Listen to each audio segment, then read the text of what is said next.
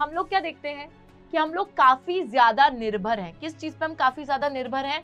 हम लोग, हमारी जो इंडस्ट्री है, एग्रीकल्चर है, हमारी क्वालिटी के बेसिस पर अगर हम कोल की बात करें तो 4 टाइप के कोल पाए जाते हैं। सबसे पहले आता है पीट। पीट जो कोल है सबसे ज्यादा घटिया क्वालिटी का कोल है। नॉन मेटालिक है, मतलब इसमें मेटल बिल्कुल भी पाया नहीं जाता। It's not non ferrous. Non ferrous वाला हम कंप्लीट कर चुके हैं पार्ट, जहां पर हमने बॉक्साइट और कॉपर की बात करी है। हेलो एवरीवन, स्वागत है आप सभी का आज की हमारी इस क्लास में। This is your SST educator Ujjwala पुंज एंड मैं आप सभी लोगों का तहे दिल से स्वागत करती हूँ। आज हम लोग पढ़ने वाले हैं हमारे उड़ान के सीरीज के अंदर कौन से चैप्टर को? चैप्टर का नाम आई थिंक सभी को दिख रहा है। चैप्टर का नाम है बच्चों मिनरल्स एंड एनर्जी रिसोर्सेज। और ये जो चैप्टर है हमारे ज्योग्राफी का काफी ज्यादा इंपॉर्टेंट चैप्टर है और हल्का सा ट्रिकी चैप्टर लगता है, क्योंकि इसमें एक दो चीजें ऐसी हैं जो बच्चों को थोड़ा सा कंफ्यूज कर देती हैं। लेकिन बच्चों आज की बात नहीं, ठीक है? आज वो आखिरी दिन होना चाहिए कि तुम इस चैप्टर से कंफ्यूज हो रहे हो, क्योंकि आज के बाद हम तुमको कंफ्यूज नहीं होने देंगे। क्योंकि आज की इस क्लास में हम लोग सारे के सारे कंसेप्ट्स को कंप्लीट करेंगे जो कि इस चैप्टर में मौजूद है, और बहुत ही सिंपल तरीके से पूरी चैप्टर को हम लोग समझने वाले हैं। तो चलिए जल्दी से चालू करते हैं हमारी इस आज की क्लास को and let us talk about the importance of minerals. Minerals are very necessary for us as most of the things around us that we are using in our daily life. They are made up of minerals like machinery, vehicles, even a teeny tiny pin is also made up of minerals. बच्चों हर वो चीज जो हमारे आसपास है, हर चीज में minerals मौजूद हैं। एक छोटी सी पिन से लेकर, मशीनों से लेकर एक बड़े से जहाज यानी कि शिप तक, हर चीज में मिनरल्स मौजूद हैं। All living things need minerals. Life processes cannot occur without minerals, although our mineral intake represents only about 0.3% of our total intake of nutrients. They are so potent, so important that without them, we would not be able to utilize the other 99.7% of the food stuff. तो देखो, although हम जो भी consume करते हैं खाना, उसमें minerals का इंटेक सिर्फ 0.3% होता है, बाकी सारे दूसरे न्यूट्रिएंट्स होते हैं। बट अगर वो 0.3% मिनरल्स हमको नहीं मिलेंगे तो हम बाकी 99.7% जो खाना है उसे भी यूटिलाइज नहीं कर पाएंगे, उसे भी यूज नहीं कर पाएंगे। मतलब चाहे वो मिनरल्स छोटी सी क्वांटिटी में है, लेकिन उन मिनरल्स के बिना बाकी खाना भी बेकार है। ओके, चलो जी, अभी आगे आते हैं और समझते हैं कि व्हाट इज अ मिनरल। एक मिनरल होता क्या है? What is a mineral? Definition पे जाएं तो geologist define mineral as a homogeneous naturally occurring substance with a definable internal structure. Minerals की डेफिनेशन ये है बच्चे कि मिनरल्स एक होमोजेनस सब्सटेंस है, मतलब कि यूनिफॉर्मिटी वहां पाई जाती है, हेट्रोजेनस नहीं है, कोई मिक्सचर नहीं है, होमोजेनस है। होमोजेनस है मतलब यूनिफॉर्म पाया जाता है, नेचुरली अकरिंग सब्सटेंस मतलब प्रकृति में पाया जाता है, किसी ने बनाया नहीं है उस मिनरल को। It is present in the environment, in the nature. तो नेचर में अकर करता है with a definable internal structure, और जो उसका इंटरनल स्ट्रक्चर है उसको डिफाइन कर सकते हो। तो यूनिफॉर्म रहेगा, नेचुरली पाया जाएगा, और इंटरनल स्ट्रक्चर आप उसका डिफाइन कर पाओगे। This is how a geologist has explained it. Found in varied forms in nature ranging from the hardest diamond to the softest talc. बच्चों डायमंड जो है, डायमंड भी एक मिनरल है, और जो सॉफ्टेस्ट टैल्क है आपका वो भी मिनरल है ना? तो नेचर में पाया जाता है। How many minerals have been identified? कितने मिनरल्स को आइडेंटिफाई करा गया है? तो more than 2000 minerals have been identified. लेकिन उसमें से कुछ ही ऐसे मिनरल्स हैं जो कि काफी ज्यादा अबंडेंस में पाए जाते हैं, काफी ज्यादा मात्रा में पाए जाते हैं। Now let us also talk about, अभी ये डेफिनेशन जियोलॉजिस्ट ने दी थी। ये जियोलॉजिस्ट कौन से अंकल होते हैं? तो चलिए देखते हैं। तो दो टाइप के लोग हैं बच्चों यहाँ पर जिनकी हम बात कर रहे हैं, एक है ज्योग्राफर, एक है जियोलॉजिस्ट। अब ज्योग्राफर कौन होता है? ज्योग्राफर वो व्यक्ति होता है जो कि एक तरीके से पूरी ज्योग्राफी को पढ़ता है, ठीक है? उसका जो सब्जेक्ट है वो है ज्योग्राफी। और जब आप ज्योग्राफी पढ़ते हो तो उस ज्योग्राफी के अंदर और भी आप बहुत चीजें as a part of geography समझते हो। तो ये जो ज्योग्राफर होता है ये मिनरल्स को as a part of Earth's crust समझता है for a better understanding of the landforms, distribution of mineral resources and economic activities. तो यार ज्योग्राफर का काम ये होता है कि वो जो है ना ज्योग्राफी को समझते हैं, और ज्योग्राफी के अंदर जो अलग अलग लैंडफॉर्म्स होते हैं वो उनकी पूरी डीप अंडरस्टैंडिंग लेते हैं, और उसी में ही एक हिस्से की तरह मिनरल्स को पढ़ लेते हैं। बट जो जियोलॉजिस्ट है, जियोलॉजिस्ट का पूरा काम ही है मिनरल्स को समझना, मतलब उसका पूरा फोकस ही मिनरल्स पे है। So they are interested in the formation of minerals, their age, the physical, chemical composition of minerals. तो ये ना एक तरीके से सिर्फ मिनरल्स को समझ रहे हैं और मिनरल्स पे ही इनका फोकस है और मिनरल्स की ही बातें ये लोग करते हैं कि मिनरल्स कितने पुराने हैं, कितनी क्या एज है, क्या फिजिकल केमिकल कॉम्पोजिशन है उस मिनरल का, हर एक चीज मिनरल के बारे में जियोलॉजिस्ट पढ़ता है। मतलब कि सपोज बड़ा सिंपल एग्जांपल है, जैसे आप अभी क्या करते हो, जब आप क्लास 10th में हो तो आप लोग एसएसटी को एज अ सब्जेक्ट पढ़ते हो सिर्फ, है ना, कि it is one of the subjects. ऐसे ही साइंस भी है, मैथ्स भी है, एसएसटी भी एक सब्जेक्ट है। लेकिन when you go for further studies, जब आप 11th फर्दर स्टडीज क्या है, जब आप 11th या 12th में जाओगे एंड सपोज अगर कोई बच्चा ह्यूमैनिटीज लेता है ना, तो ह्यूमैनिटीज के अंदर स्पेसिफिकली आप एसएसटी को समझ रहे हो, तो वो समझ लो कि जैसे कि ये ना वो डीपर अंडरस्टैंडिंग ले रहे हैं एक चीज की और ये उसको बस as a part of earth crust समझ रहे हैं। अभी आपके लिए it's just a part, geography is just a part, but कोई सपोज सिर्फ ज्योग्राफी ही पढ़ रहा है आगे वाली क्लासेस में जाके, उसी में सपोज कोई ग्रेजुएशन कर रहा है ज्योग्राफी में, तो वो उसकी डीपर अंडरस्टैंडिंग ले रहा है और अभी आप उसको एज अ सिर्फ पार्ट समझ रहे हो। तो ज्योग्राफर हो गया जो कि मिनरल्स को सिर्फ एज अ पार्ट समझ रहा है, लेकिन जियोलॉजिस्ट हो गया जो कि सिर्फ मिनरल्स को ही पढ़ रहा है।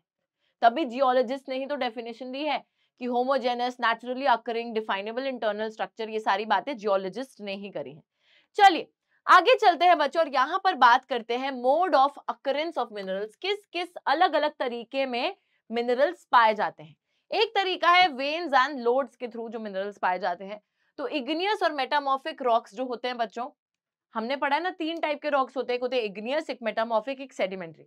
अब इग्नियस और मेटामॉर्फिक की जब हम बात करते हैं तो इन रॉक्स के अंदर मिनरल्स जो हैं क्रैक्स, फॉल्ट्स या जॉइंट्स में पाए जाएंगे by getting solidified in them.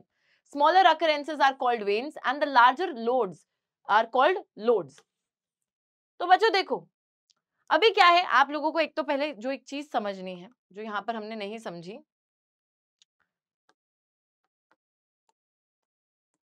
Ores. और क्या होता है, तेरी ओर वाला और नहीं बच्चों, ओर्स का मतलब होता है कि जहां पर जो रॉक्स हैं, ठीक है, जो रॉक्स हैं जिसमें मिनरल पाए जाते हैं, ऐसे रॉक्स जिसमें मिनरल्स पाए जा रहे हैं, उस पत्थर को ओर बोला जाता है। ठीक है, जिस पत्थर में मिनरल्स मौजूद है उस पत्थर को ओर बोला जाता है, जिससे मिनरल को एक्सट्रैक्ट करा जाएगा। अब यहाँ पर सबसे पहला तरीका जिसमें मिनरल्स पाए जा रहे हैं वो है हमारे इग्नियस और मेटामॉर्फिक रॉक्स। अब इन रॉक्स के अंदर, अभी जैसे पत्थर है, ठीक है, इसमें थोड़े बहुत बीच में से क्रैक्स हो सकते हैं, फॉल्ट्स, बीच में से गैप्स वगैरह हो सकते हैं, है ना, जॉइंट्स बीच में से क्रैक्स वगैरह टाइप के। अब बच्चों इन्हीं क्रैक्स के अंदर, इन्हीं रॉक्स के इन क्रैक्स, फॉल्ट्स, जॉइंट्स में पाए जाते हैं मिनरल्स। कैसे पाए जाते हैं, अगर थोड़ी स्मॉलर अकरेंसेस है, सपोज इधर मिनरल है, ठीक है, ऐसे पतला पतला टाइप का है, तो स्मॉलर अकरेंसेस को बोला जाएगा वेन्स। और अगर एक मोटी अकरेंस है, ऐसे मोटी सी अकरेंस में पाए जा रहे हैं, बहुत जगह में पाए जा रहे हैं ऐसे, तो इन्हीं अकरेंसेस को बोला जाएगा लोड्स। ठीक है, इग्नियस और मेटामॉर्फिक रॉक्स में मिनरल्स मिलते हैं क्रैक्स, क्रेविसेस में डिपॉजिटेड, और अगर छोटी अकरेंसेस, पतली अकरेंसेस होती है तो उनको वेन्स बोला जाता है। अगर मोटी अकरेंसेस होती हैं बहुत बड़ी सी जगह पर, अगर वो मिनरल्स अकर कर रहे हैं तो उसको लोड्स बोला जाएगा। ऑलराइट, तो ये एक फॉर्म ऑफ अकरेंस होती है। नेक्स्ट इज, अच्छा एक और चीज है, कौन कौन से मिनरल्स इस तरीके से पाए जाते हैं, तो टिन है, कॉपर है, जिंक है, लेड है, ये सारे मिनरल्स लोड्स और वेन्स के फॉर्म में पाए जाते हैं। एक और तरीका है जिसके थ्रू आपको मिनरल्स मिलते हैं, that is in the sedimentary rocks. तो सेडिमेंट्री रॉक्स में बच्चों हम लोग देखते हैं, सेडिमेंट्री रॉक्स में मिनरल्स जो हैं बेड्स और लेयर्स में अकर करते हैं। They are formed as a result of deposition, accumulation, concentration in horizontal strata. तो जैसे ये एक पत्थर है ना, एक सेडिमेंट्री रॉक है सपोज, इस सेडिमेंट्री रॉक में ना बेड्स और लेयर्स, मतलब कि इस तरीके से हॉरिजॉन्टली, हॉरिजॉन्टल स्ट्राटा में इस तरीके से इधर जैसे मिनरल डिपॉजिटेड है, तो एक ही जगह पर एक्यूमुलेट हो गया है, डिपॉजिट हो गया है उस पत्थर के अंदर, हॉरिजॉन्टली एक्यूमुलेट और डिपॉजिट हो गया है, तो ऐसे भी मिनरल को पाया जाता है। ये होता है बेड्स और लेयर्स के फॉर्म में।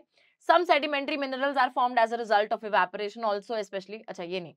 अच्छा बच्चों एक और चीज यहाँ पर ध्यान रखनी है, अब इस मिनरल को एक्सट्रैक्ट कैसे करा जाता है, तो यहाँ पर ना वही वाली चीज करी जाती है, जैसे गड्ढा बनाया जाएगा, इधर को गड्ढा बनाया जाएगा, ठीक है, और उस गड्ढे के थ्रू अब लोग जो हैं इधर जैसे गड्ढा बना के उतर कर आएंगे और इन मिनरल्स को एक्सट्रैक्ट करने के लिए,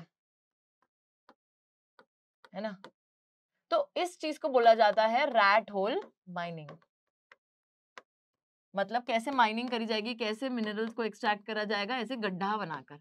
तो गड्ढा बनाकर ऐसे जो हम नीचे उतर रहे हैं, रैट होल, चूहे का बिल टाइप का बना रहे हैं ना, इसलिए इसको रैट होल माइनिंग बोला जाता है। तो ये आई थिंक सभी को बात समझ में आई है। सेडिमेंट्री रॉक्स में मिनरल्स बेड्स या लेयर्स के फॉर्म में अकर करते हैं जब मिनरल्स एक जगह पर डिपॉजिट एक्यूमुलेट हो गए हैं हॉरिजॉन्टली, तो उसी को बेड्स एंड लेयर्स बोला जाता है। किस में अकर करते हैं? सेडिमेंट्री रॉक्स में। और इनको कैसे निकाला जाएगा? रैट होल माइनिंग के थ्रू। आई होप ये बात बिल्कुल ही सबको क्लियर है। इसको हम इरेज कर देते हैं और यहां पर एक और चीज देखते हैं। देखो, कुछ कुछ सेडिमेंट्री मिनरल्स जो हैं वो इवेपोरेशन का भी रिजल्ट है। They are formed as a result of evaporation, especially in arid regions. Example gypsum, potash and salt. तो बच्चों, जब इवेपोरेशन हो जाता है, जब पानी जो है चला जाता है ना, इवेपोरेट हो जाता है, तो उसके थ्रू भी कुछ मिनरल्स फॉर्म होते हैं इवेपोरेशन के थ्रू, जैसे एरिड रीजन्स में, क्योंकि वहां पर बहुत जल्दी इवेपोरेशन होती है। तो जिप्सम है, पोटैश है और सॉल्ट है, ये कुछ ऐसे मिनरल्स का एग्जांपल है जो आफ्टर इवेपोरेशन फॉर्म होते हैं। अब आप बहुत बारी देखते हो बच्चों, जैसे नमक जो है, जो पानी नमकीन होगा, उस पानी को अगर आप बॉईल करते हो और पानी जब इवेपोरेट हो जाएगा तो उसमें नमक रह जाएगा। तो as a result of evaporation नमक आपने ऑब्टेन कर लिया है। तो वही यहाँ पे बात करी जा रही है कि as a result of evaporation gypsum, potash, salt arid region, जो सूखे इलाके हैं, वहां पर पाया जाता है। आगे देखते हैं। ओके, फिर बच्चों एक और तरीका है जिसके थ्रू हमारे मिनरल्स आकर करते हैं, that is decomposition of the surface rocks leaving a residual mass of weathered material containing ores. तो बच्चों आपको पता है, जब पत्थर हैं जिसमें मिनरल्स हैं और वो पत्थर की वेदरिंग होती है, वेदरिंग जानते हो कि वो ब्रेक डाउन होता है उन पत्थरों का, है ना, छोटे छोटे टुकड़ों में मिट्टी बनकर वो उड़ जाते हैं। तो वो वाली जब चीज होती है, वेदरिंग होती है, तो उस वेदरिंग से, उस डीकॉम्पोजिशन से हम लोग देखते हैं कि वो जो है ना, इस तरीके से सरफेस के ऊपर मिनरल डिपॉजिट हो जाता है। उड़ उड़कर वेदरिंग हुई, ब्रेक डाउन हुआ उसका पत्थर का, तो सरफेस के ऊपर वो मिनरल्स डिपॉजिट हो जाते हैं और इस तरीके से आपको जो है बॉक्साइट मिलेगा। इस डीकॉम्पोजिशन से आपको जो है बॉक्साइट मिलेगा। तो बड़े बड़े पत्थर है जिसमें मिनरल है, वो डिकम्पोज हो गए, वेदरिंग हो गई उनकी, बिखर गए, वो एक तरीके से सरफेस के ऊपर डिपॉजिट होते गए और उस तरीके से जो मिनरल्स आपको सरफेस के ऊपर मिलेंगे वो हो जाते हैं आपके। एक और तरीका जिसके थ्रू मिनरल्स को ऑब्टेन करा जा सकता है। ठीक है, तो बॉक्साइट भी इसी तरीके से मिलता है या बनता है। Now next is placer deposits. अब कुछ मिनरल्स आकर करते हैं as alluvial deposits in the sands of valley floors and the base of hills. Example gold, silver, tin, platinum. These are called placer deposits and contain minerals which are not corroded by water. बच्चों अब यहाँ पर जरा प्लेसर deposits की बात करते हैं। Valley floors की बात करी जा रही है, जैसे पहाड़ हैं, ठीक है, तो इनके फुट हिल्स में, इस जगह पर, या फिर ये जो वैली सी क्रिएट करते हैं, है ना, इस वैली में बहुत सारे मिनरल्स डिपॉजिट हो जाते हैं वैली फ्लोर्स पर। और ये जो मिनरल्स हैं ये पानी से करोड नहीं होते, मतलब अगर इन पे पानी पड़ेगा भी तो इन मिनरल्स पे जंग नहीं लगेगा, ये वैसे के वैसे ही रहते हैं। तो ये जो प्लेसर डिपॉजिट्स की तरह अकर करते हैं minerals, they are not corroded by water, इनको जो है पानी जंग नहीं लगा पाता।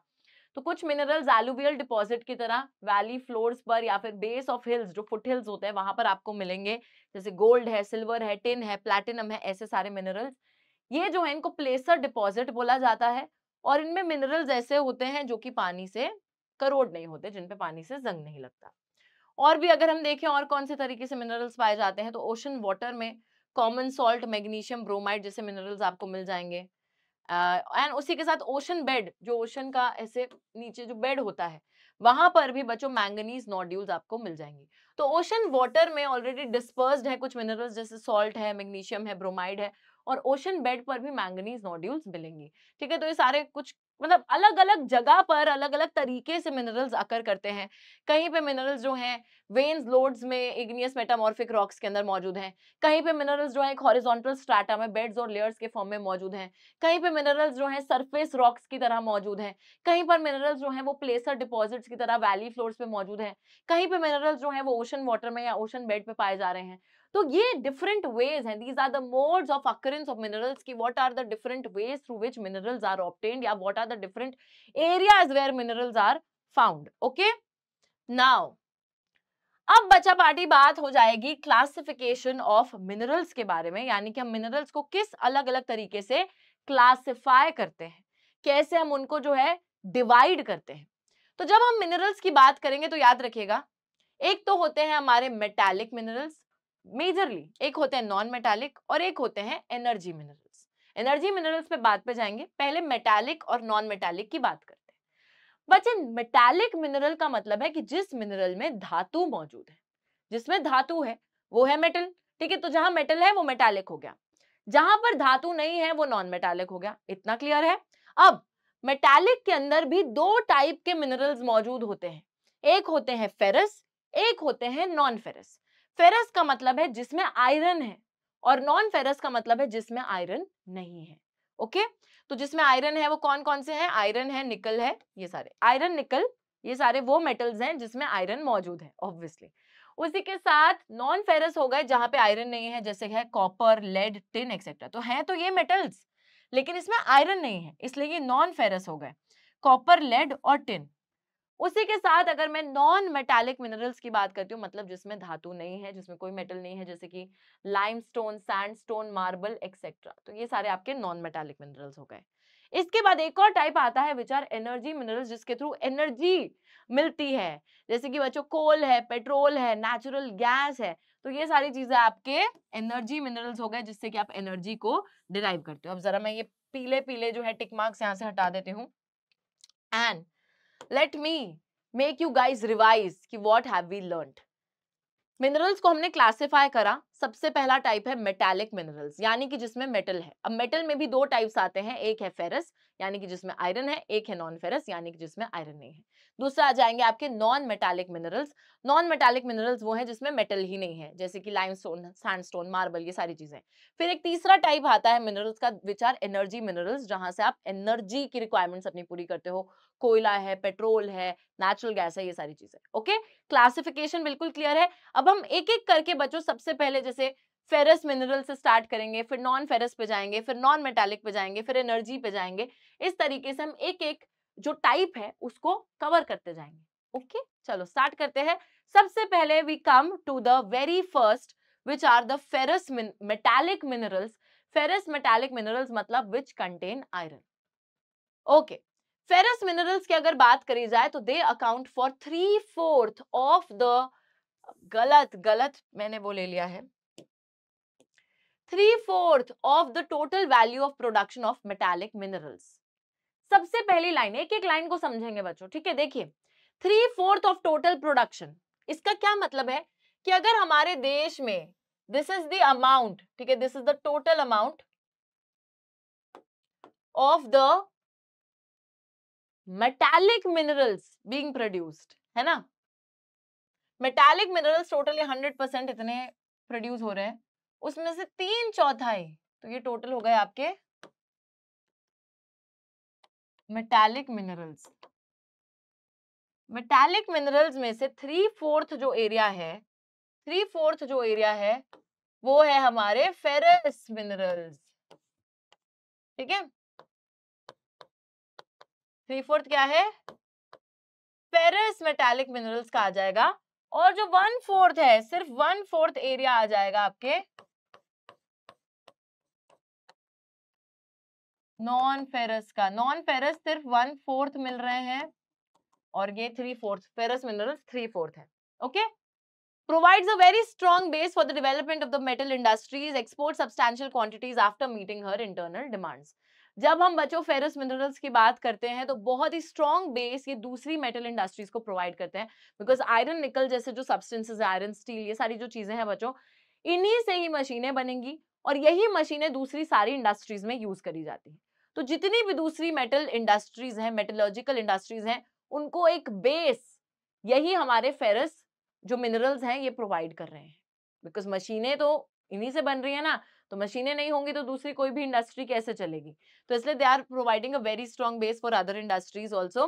साथ ही में बहुत ज्यादा इनकी जो क्वांटिटी है इसको हम दूसरे देशों में भिजवाते भी हैं, एक्सपोर्ट भी कराते हैं, लेकिन पहले अपनी इंटरनल डिमांड को मीट करके। तो इंडिया में जो भी पहले इनकी रिक्वायरमेंट है उसको पूरा करा जाता है और फिर जो भी बचते हैं ये मिनरल्स उसको फिर एक्सपोर्ट कर दिया जाता है, दूसरे देश में भेज दिया जाता है टू अर्न मनी ऑब्वियसली। आगे देखते हैं बच्चों, let's talk about the very first ferrous mineral which is iron, क्योंकि आयरन ही तो है ना इनमें, तभी तो आयरन ही नहीं, आयरन। ठीक है, आयरन ओर की बात करते हैं। आयरन ओर बेसिक मिनरल है, बैकबोन है इंडस्ट्रियल डेवलपमेंट की। मैंने अभी अभी आपको बताया बैकबोन, रीढ़ की हड्डी क्यों है ये इंडस्ट्रियल डेवलपमेंट की, क्योंकि आयरन इतना ज्यादा इंपॉर्टेंट है इंडस्ट्रीज के डेवलपमेंट के लिए। आयरन नहीं होगा तो मशीनें कैसे बनेंगी, मशीनें नहीं बनेंगी तो कोई भी दूसरी इंडस्ट्री डेवलपमेंट कैसे कर पाएगी। सो दैट इज वाई उसको एक बैकबोन बुलाया गया है। साथ ही में अगर हम टाइप्स ऑफ आयरन ओर देखें बच्चों, दो टाइप के आयरन ओर। अब आयरन ओर जब मैं बोलती हूँ, देखो आयरन ओर बच्चों वो पत्थर है, वो पत्थर है जिसमें आयरन मौजूद है। ठीक है, आयरन ओर क्या है, वो पत्थर जिसमें आयरन मौजूद है। दो टाइप के ये ओर होते हैं, एक होता है मैग्नेटाइट, एक होता है hematite. Magnetite is the finest iron ore. ठीक है, ये वो पत्थर है जो कि फाइनेस्ट आयरन ओर है, जिसमें एटलीस्ट आयरन कंटेंट 70% के आसपास मौजूद होता है। इसकी एक्सीलेंट मैग्नेटिक क्वालिटीज हैं, अच्छी खासी मैग्नेटिक क्वालिटीज इसमें है, और इलेक्ट्रिकल इंडस्ट्री के लिए बहुत ज्यादा प्रेशियस है, बहुत वैल्यूएबल है। तो दिस इज दैट ओर जिसमें 70% आयरन मौजूद है। अच्छी बात है। हेमाटाइट है most important industrial iron ore in terms of the quantity used. Iron content यहाँ पर 50 से 60% तक पाया जाता है। अब हेमाटाइट में थोड़ा आयरन कंटेंट कम है, 50 to 60%, लेकिन बच्चों इन terms of the quantity used हम लोग हेमाटाइट का ज्यादा इस्तेमाल करते हैं। हम हेमाटाइट जो आयरन ओर है उसको ज्यादा यूज करते हैं कमर्शियल पर्पसेस के लिए। चलो अब आगे देखिए, 2018-19 में almost entire production of the iron ore which is 97% accrued from Orissa, Chhattisgarh, Karnataka and Jharkhand. The remaining production 3% was from other states.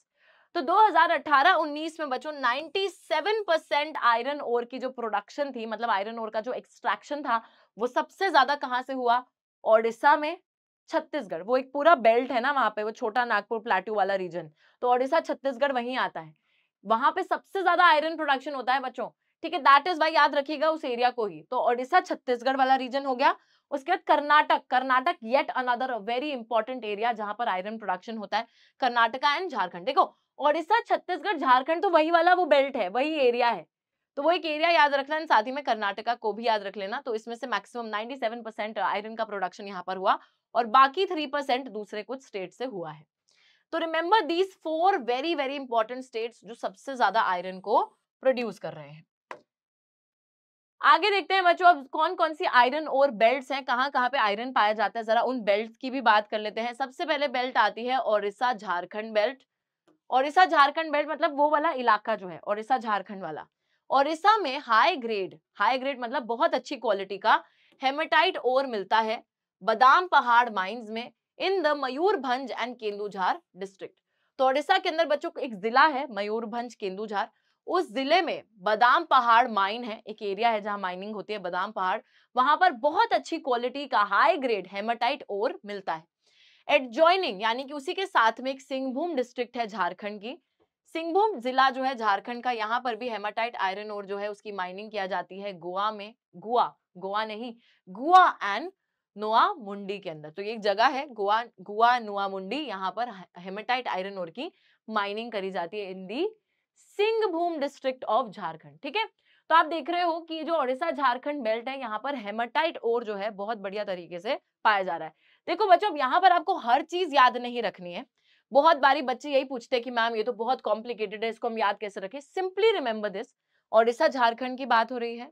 Okay, so you will remember एक बहुत ही इंपॉर्टेंट चीज कि ओडिशा में भी हेमाटाइट आयरन ओर मिल रहा है, कहां पर, बादाम पहाड़ माइंस में। तो आप सिर्फ इतना भी लिख सकते हो कि ओडिशा में हाई ग्रेड हेमाटाइट ओर बादाम पहाड़ माइंस में मिल रहा है, और झारखंड की सिंहभूम डिस्ट्रिक्ट में हेमाटाइट आयरन ओर मिल रहा है। एक जगह लिख दो, डिस्ट्रिक्ट का नाम लिख दो या एरिया का नाम लिख दो, I think that is enough.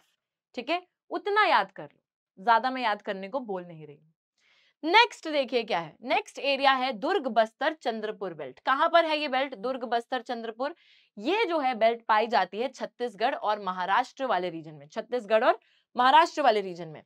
यहाँ पर भी हेमाटाइट आयरन ओर बहुत ज्यादा मिलता है, फेमस बेलादेला रेंज ऑफ हिल्स में in the Bastar district of Chhattisgarh. तो छत्तीसगढ़ की एक जिला है बस्तर, बस्तर में एक बेलादेला रेंज है हिल्स का, पहाड़ है बच्चों, एक रेंज है, रेंज ऑफ हिल्स बेलादेला, बेलादेला मतलब ऑक्स की तरह दिखती है वो, बैल की तरह, इसलिए उसका नाम बेलादेला रखा है। तो बेलादेला रेंज में हेमाटाइट आयरन ओर पाया जा रहा है। यहाँ पर 14 डिपॉजिट्स है super high grade hematite iron ore के। बेस्ट फिजिकल प्रॉपर्टीज हैं जो कि चाहिए होती है स्टील बनाने के लिए। Iron ore from these mines is exported to Japan and South Korea via the Visakhapatnam port. और बच्चों यहाँ से जो आयरन ओर को एक्सट्रैक्ट करा जाता है उस आयरन ओर को एक्सपोर्ट भी करा जाता है, यानी कि जापान में और साउथ कोरिया भी भिजवाया जाता है विशाखापट्टनम पोर्ट के थ्रू। तो ये जो पोर्ट बन रखा है वहां के थ्रू भिजवाया भी जाता है। बहुत बढ़िया। उसी के साथ नेक्स्ट आयरन ओर बेल्ट की बात करते हैं which is the Ballari Chitradurga Chikkamagaluru Tumakuru belt. नाम ही इतना कॉम्प्लिकेटेड है, क्या है ये बेल्ट, इसको पता नहीं अलग से क्यों लिख दिया है। This is also a part of the belt, ठीक है, इसको कोई हेडिंग नहीं है ये। तो बल्लारी चित्रदुर्गा चिकमगलुरु तुमकुरु बेल्ट जो है बच्चों ये कर्नाटका की बेल्ट है। और यहाँ पर large reserves of iron ore, बहुत सारे आयरन ओर रिजर्व्स पाए जाते हैं। यहाँ पर है Kudremukh mines located in the western Ghats of Karnataka, 100% export oriented unit. They are known to be one of the largest in the world. The ore is transported as slurry through a pipeline to a port near Mangaluru. तो देखो बच्चों ये जो Ballari Chitradurga Chikkamagaluru Tumakuru belt है ये कर्नाटक में पाई जाती है और यहाँ पर कुद्रेमुख माइंस है।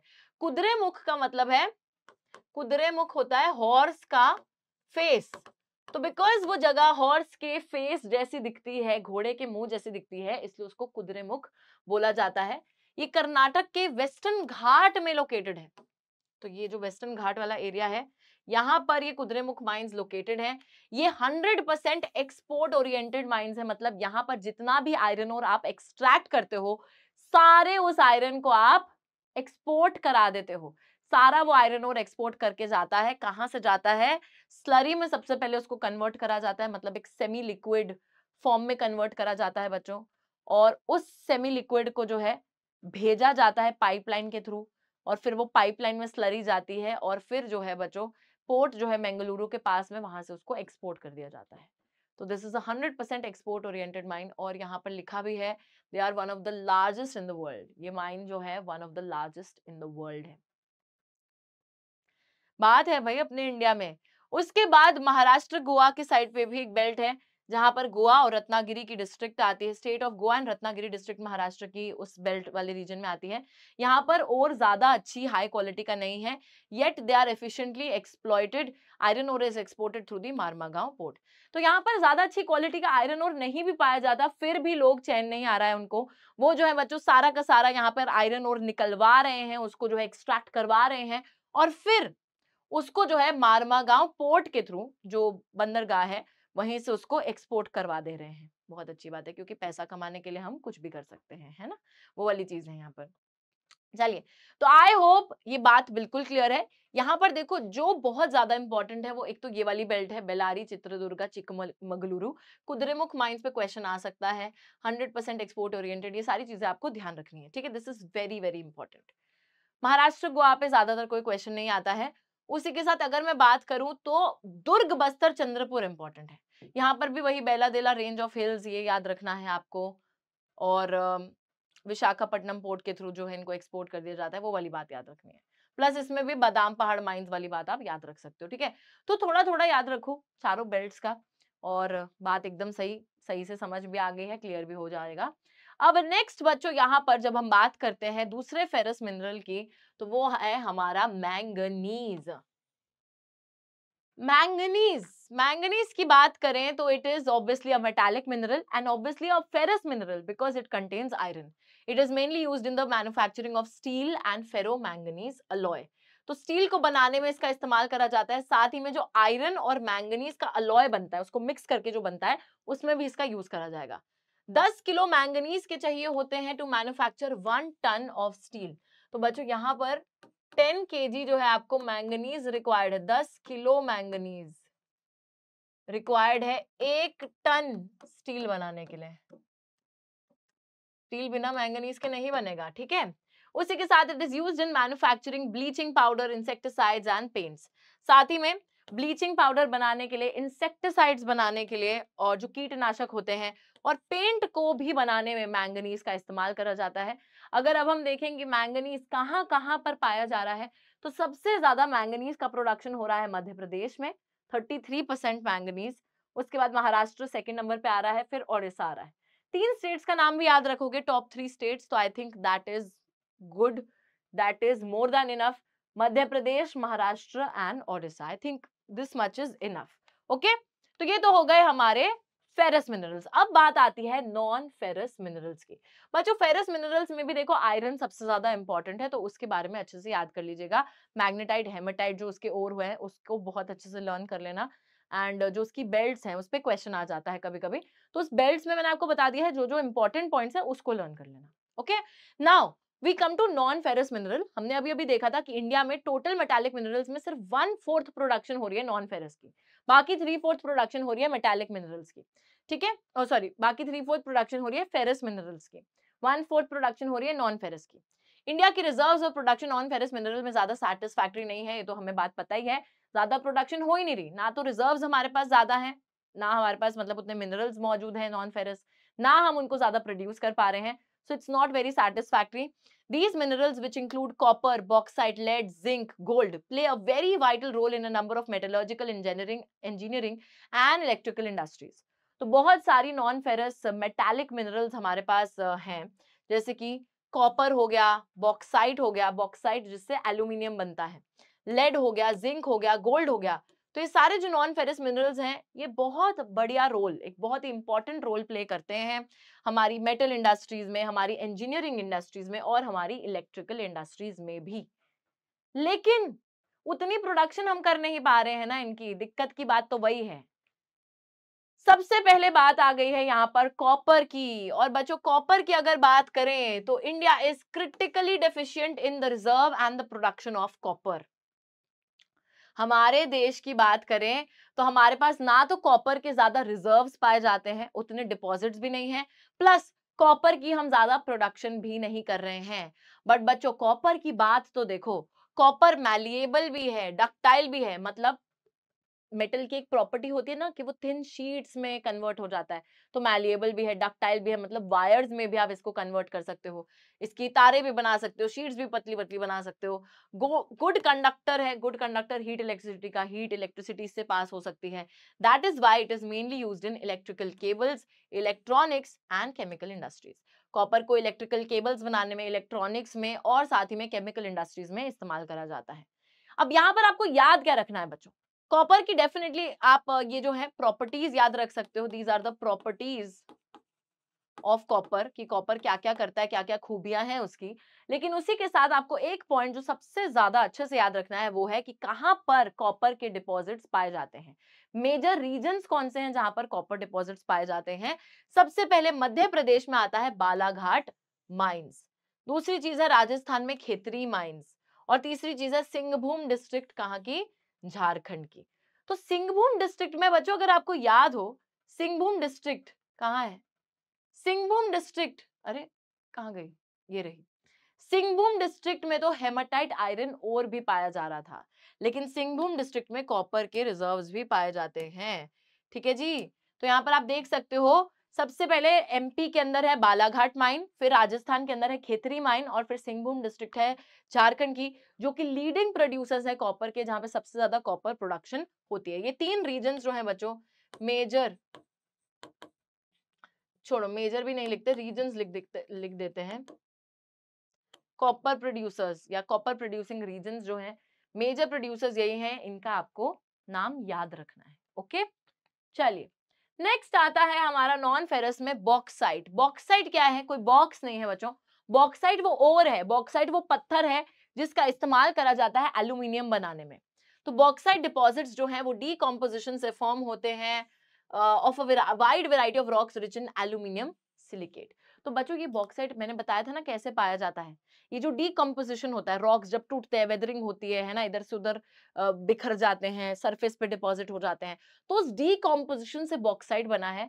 और क्योंकि वो रॉक्स जिससे बॉक्साइट बना है they were rich in aluminium silicate, that is why bauxite के अंदर एल्यूमिनियम डिपॉजिट, मतलब एल्यूमिनियम डिपॉजिटेड है। तभी बॉक्साइट इज द ओर जिससे एल्यूमिनियम बनाया जाता है। तो एल्यूमिनियम के अंदर, एल्यूमिनियम जो कि मेटल बनाया जा रहा है बॉक्साइट से, it combines the strength of metals like iron with extreme lightness and also with good conductivity and great malleability. तो एल्यूमिनियम बच्चों आयरन जितना स्ट्रॉन्ग है लेकिन लाइट वेट होता है, बहुत ज्यादा लाइट वेट होता है as compare to iron. Iron एक बहुत बल्की चीज है, बल्की मेटल है, बट एल्यूमिनियम बहुत लाइट वेट है। बल्कि स्ट्रेंथ की बात करें तो एल्यूमिनियम के अंदर आयरन जैसा स्ट्रेंथ है। तो वो कुछ लोग होते हैं ना जो पतले से होते हैं लेकिन दम उनमें बहुत होता है, उस तरीके का है aluminium. It's a very light weight metal but it combines the strength of iron and that is why aluminium का इस्तेमाल करा जाता है एरोप्लेन बनाने में।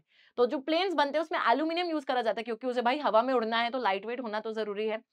ठीक है, तो आयरन जैसी स्ट्रेंथ है but it is extreme light, उसी के साथ गुड कंडक्टर है, हीट इलेक्ट्रिसिटी पास हो जाती है और ग्रेट मैलिएबिलिटी है, वही थिन शीट्स में कन्वर्ट भी हो जाता है।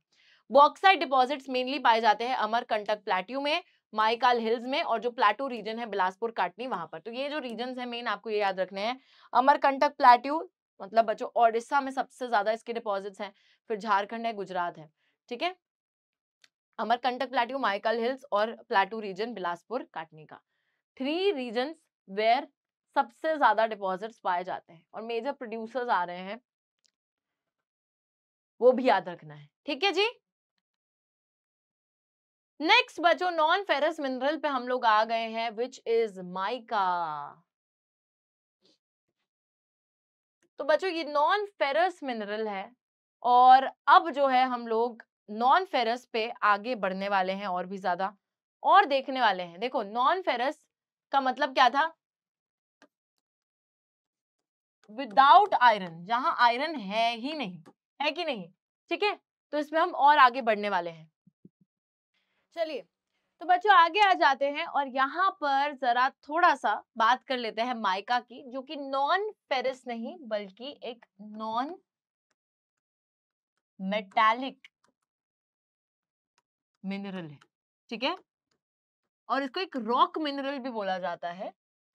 तो नॉन मेटालिक है मतलब इसमें मेटल बिल्कुल भी पाया नहीं जाता। It's like it's not non ferrous. Non ferrous वाला हम कंप्लीट कर चुके हैं पार्ट, जहां पर हमने बॉक्साइट और कॉपर की बात करी है। अब हम आ गए हैं नॉन मेटालिक मिनरल्स की बात करने के लिए, यानी कि जिसमें मेटल ही नहीं है। So here we are talking about 2 rock minerals, पहला है माइका, दूसरा है लाइमस्टोन। ठीक है, तो these are also known as rock minerals. सबसे पहले माइका की बात करते हैं बच्चों। तो जो माइका होता है ये एक सीरीज ऑफ प्लेट्स या लीव से बना होता है। तो जैसे क्रेयॉन होता है ना, क्रेयॉन, उस क्रेयॉन के आप ऐसे परते निकाल सकते हो, ऐसे करते भी थे बचपन में, उसको ऐसे ऐसे हम लेयर्स में काट देते थे। उसी तरीके से माइका भी लेयर्स से, बहुत सी लेयर्स से बना है। इसलिए हम लोग देखते हैं प्लेट्स और लीव से, बहुत सारी प्लेट्स और लीव से बना है जो कि आप इजिली ऐसे हटा सकते हो। तो उसको थिन शीट्स में आप इजिली स्प्लिट कर सकते हो। माइका जो है clear, black, green, red, yellow, brown अलग अलग कलर्स में पाया जाएगा। Due to its excellent dielectric strength, low power loss factor and insulating properties, resistance to high voltage, it is one of the most indispensable minerals used in electric and electronic industries. तो जितनी भी properties यहाँ लिखी हैं कि एक अच्छा insulator है, लो पावर लॉस फैक्टर है, डाई इलेक्ट्रिक स्ट्रेंथ है, हाई वोल्टेज से रेजिस्टेंस है, इन सबका मतलब क्या है बच्चों कि माइका ना अपने मतलब आर पार जो साउंड है और जो हीट है उसको पास नहीं होने देता है। साथ ही में इलेक्ट्रिसिटी, बहुत सारी वोल्टेज को झेल लेता है, इलेक्ट्रिसिटी को एक साइड से दूसरी साइड पास नहीं होने देता है, इट्स लाइक अ बैरियर। तो ये क्योंकि एक इंसुलेटर है, dielectric strength, high voltage झेल लेता है, हीट साउंड को पास ऑन नहीं होने देता है, इसलिए एक बहुत ही इंपॉर्टेंट मिनरल बन जाता है हमारी इलेक्ट्रिक और इलेक्ट्रॉनिक इंडस्ट्रीज के अंदर। ठीक है, इलेक्ट्रिक इलेक्ट्रॉनिक इंडस्ट्रीज में इसका काफी ज्यादा इस्तेमाल करा जाता है। इसके जो डिपॉजिट्स हैं ये नदन एज, छोटा नागपुर प्लेट्यू में पाए जाएंगे, कोदरमा गया हजीराबाग बेल्ट जो है झारखंड की, वहां पर पाए जाएंगे। तो देखो नहीं, प्रोड्यूसर प्रोड्यूसर है कोदरमा गया हजीराबाग बेल्ट ऑफ झारखंड, तो वहां पर प्रोडक्शन हो रही है। बट डिपॉजिट्स कहाँ पाए जा रहे हैं, मिनरल कहाँ पाया जा रहा है, डिपॉजिट्स पाए जा रहे हैं छोटा नागपुर के नदन एज पर, नदन हिस्से पर। ठीक है, वहां पर इसके डिपॉजिट्स हैं और लीडिंग प्रोड्यूसर है Koderma Gaya Hazaribagh. Major mica producing area Ajmer के आसपास पाया जाता है, नेल्लोर माइका बेल्ट भी है आंध्र प्रदेश की। तो ये एरियाज बता दिए कहाँ कहाँ पाया जाता है। नेक्स्ट आता है आपका लाइमस्टोन। अब लाइमस्टोन जो है वो एसोसिएशन में पाया जाता है with rocks composed of calcium carbonate और कैल्शियम एंड मैग्नीशियम कार्बोनेट। तो लाइमस्टोन जो मिनरल है पाया जाएगा उन पत्थरों के साथ जो कि कैल्शियम कार्बोनेट जहां पर है, या कैल्शियम मैग्नीशियम कार्बोनेट है उन पत्थरों में, उनके साथ में लाइमस्टोन पाया जाएगा। सेडिमेंट्री रॉक्स में पाया जाएगा लाइमस्टोन। बेसिक रॉ मटेरियल है सीमेंट इंडस्ट्री के लिए और आयरन स्मेल्ट करने के भी काम आता है इन द ब्लास्ट फर्नेसेस। बच्चों देखिए, एक तो ये रॉक्स में पाया जा रहा है, उन रॉक्स के साथ पाया जा रहा है जहां पर कैल्शियम कार्बोनेट या मैग्नीशियम कार्बोनेट बहुत ज्यादा मौजूद है। उसी के साथ सेडिमेंट्री रॉक्स में पाया जा रहा है ना। एंड अलोंग विद दैट एक और चीज यहाँ पर लिखी है क्या, कि सबसे ज्यादा इसका इस्तेमाल होता है सीमेंट बनाने में। तो सीमेंट इंडस्ट्री के लिए लाइमस्टोन एक रॉ मटेरियल है, और उसी के साथ साथ जब आयरन ओर आप लाके ब्लास्ट फर्नेस पे मेल्ट करते हो, मेल्ट करा जाता है ना आयरन ओर को, तभी तो उसमें से आयरन निकाला जाएगा। तो आयरन ओर को जब पिघलाया जाता है ब्लास्ट फर्नेस पे, स्मेल्टिंग का मतलब वही है कि उसको जब पिघलाया जा रहा है ब्लास्ट फर्नेस पे, तो वहां पर भी लाइमस्टोन का इस्तेमाल होता है। तो आयरन स्मेल्टिंग के भी इस्तेमाल होता है और सीमेंट इंडस्ट्री के लिए भी एक बेसिक रॉ मटेरियल है। आई होप ये बात बिल्कुल क्लियर है। और यहाँ पर आप देख सकते हैं सबसे ज्यादा प्रोडक्शन कहाँ हो रही है, राजस्थान, मध्य प्रदेश, फिर आंध्र प्रदेश, फिर Chhattisgarh. So these are the leading producers. Okay, then we come to the hazards of mining. Yes, तो बच्चा पार्टी अब यहाँ पर हम बात करने वाले हैं कि माइनिंग करने से क्या क्या खतरे हैं। अब खतरे ना दो चीजों को हो रहे हैं। एक तो ऑब्वियसली ह्यूमन बींग्स जो माइनर्स हैं, जो माइनिंग करते हैं, बेसिकली ह्यूमन बींग्स नहीं लिखूंगी, जो माइनर्स हैं जो माइनिंग करते हैं, एक तो उनको खतरा हो रहा है, और साथ ही में हमारे इन्वायरमेंट जो है उसको भी खतरा हो रहा है, नेचर भी एडवर्सली अफेक्ट हो रहा है। तो जो माइनिंग करते हैं माइनर्स एंड हमारा इन्वायरमेंट, दोनों को ही खतरा यहाँ पर हो रहा है। Dust and noxious fumes inhaled by the miners makes them vulnerable to pulmonary diseases. तो बहुत सारी धूल मिट्टी, नॉक्शियस फ्यूम्स, जो टॉक्सिक गैसेस हैं, हमारे माइनर्स जब इनहेल कर लेते हैं, सांस ले लेते हैं, तो इससे ना वो वल्नरेबल हो जाते हैं टू पल्मोनरी डिसीजेस। तो बहुत सी रेस्पिरेटरी इश्यूज, अभी गंदे आप फ्यूम्स जो है इनहेल करोगे, डस्ट इनहेल कर लोगे, तो रेस्पिरेटरी प्रॉब्लम्स उनको होने लग जाती हैं, सांस लेने में दिक्कतें। Risk of collapsing mine roofs, inundation, fire in coal mines are a constant threat to miners. साथ ही में माइन रूफ का गिर जाना, बाढ़ आ जाना जहां माइनिंग हो रही है, या फिर आग लग जाना कोल माइंस में, ये बहुत बड़े खतरे हैं जो कि माइनर्स को झेलने ही पड़ते हैं। तो बच्चों कभी कभी क्या है, जैसे अभी ये मैंने आपको बताया था रैट होल माइनिंग होती है, ऐसे गड्ढा खोद कर नीचे माइनिंग करने के लिए उतरते हैं। तो ये जो माइन रूफ है ये गिर भी तो सकती है, या फिर पानी भी तो भर सकता है, जहां पे माइनिंग हो रही है वहां पे बाढ़ भी तो आ सकती है, या फिर fire in the coal mine, coal निकालते निकालते वहां आग लग जाए, है ना। तो वो वाली चीज, ये बहुत ज्यादा खतरे रहते हैं, माइनर्स की जान पे बनी रहती है। चलो, तो ये तो एक तरीके से रिस्क है जो कि माइनर्स को फेस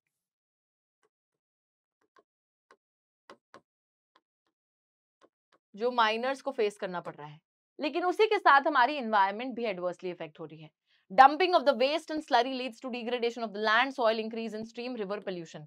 तो आप जो भी माइनिंग करते हुए जो वेस्ट जनरेट कर रहे हो, है ना, जो स्लरी है वही जो सेमी लिक्विड वेस्ट जनरेट कर रहे हो, solid waste, liquid waste, semi liquid waste, तो whatever that waste is, जब आप उसको डंप कर दोगे जमीन पे, तो लैंड डिग्रेडेशन होगा, सॉइल डिग्रेडेशन होगा, हमारा जो स्ट्रीम रिवर पोल्यूशन है उस तक भी वो वेस्ट पहुंच जाएगा, तो वहां पर वाटर पोल्यूशन भी हो जाएगा। तो all these things are gonna happen.